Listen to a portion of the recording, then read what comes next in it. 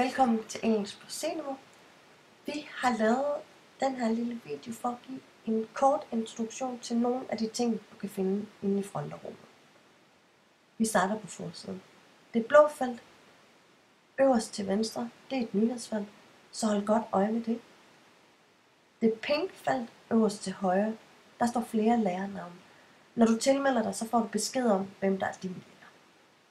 I det grønne felt, start her nederst til venstre, der er der links til, hvordan man kommer i gang. Her kan du for eksempel læse om, hvordan du afleverer. De næste 2 links, de forklarer henholdsvis, hvor vigtig en ordbog er, og hvordan du får fat i en gratis. Og de giver dig en mulighed for at logge ind i vores netgrammatik. Og til sidst kan du læse lidt om eksamen. Vi springer lige til forsiden af modul 1, for at vise jer en modulopgave. Og den ligger hernede. Og herinde der kan du se både, hvad du skal læse før du skriver, hvad du skal skrive, og hvad du skal aflevere. Og der er ordgrænser på alle modulopgaverne.